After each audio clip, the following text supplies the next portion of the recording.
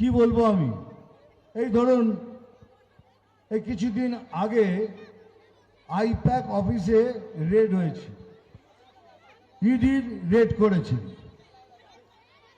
এই যে ভাই, এই যে ও ভদ্রলোক মশাই, আপনি বসুন। আমার হিরোগিরি করার জন্য আমার অনেক জায়গা আছে, আর 50 বছর ধরে হিরোগিরি করছি।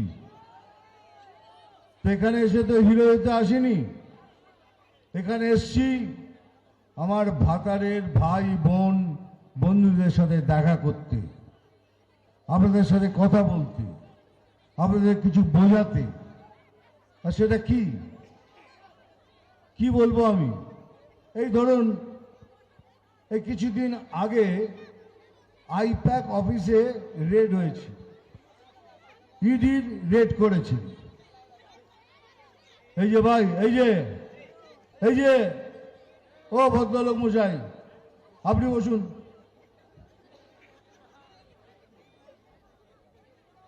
ইডি রেড করেছে। ইডি মানেই বিজেপি নয়, সিবিআই মানেই বিজেপি নয়, এটা একটা অন্য সংস্থা।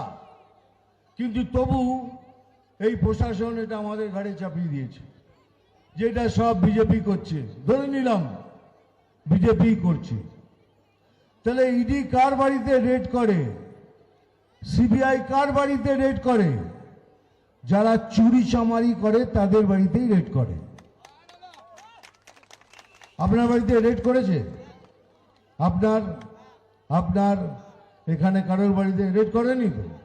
তাহলে বেছে বেছে তাদের বাড়িতেই রেড করেছে যারা কিছু না কিছু পাপ করেছে অথবা দুর্নীতি করেছে। এখন হচ্ছে রেড তো করলো হঠাৎ আমাদের রাজ্যের সব থেকে বড় যিনি, উনি অফিসে ঢুকে গেলেন, ঢুকে গিয়ে ল্যাপটপ কম্পিউটার ফাইল যা ছিল সব কিছু হাবড়ে ভাবড়ে নিয়ে চলে এলেন। আমার প্রশ্নটা হলো, আপনি কেন নিয়ে গেলেন? আপনার কিসের ভয়? এগুলো নিয়ে যে গেলেন আপনার কিসের ভয়? কেন নিয়ে গেলেন এগুলো? তো তিনটে প্রশ্ন আসছে আমার মনের মধ্যে। প্রথম প্রশ্ন, আপনি বলছেন খেলা হবে, বড় খেলা হবে। বুঝলাম বড় খেলা হবে। বড় খেলা হবে মানে কি? আগের বার বিজেপিদের ঘর থেকে বার করে দিয়েছেন, মেরেছেন, ধরেছেন, গণহত্যা করেছেন। এবারে কি করবেন? গলা কেটে দেবেন, ঝুলিয়ে দেবেন ফাঁসিতে? যখন খেলা হবেন বলেছেন, তবে মনে রাখবেন এবার একা খেলবেন না, আমরাও আপনার সাথে খেলব।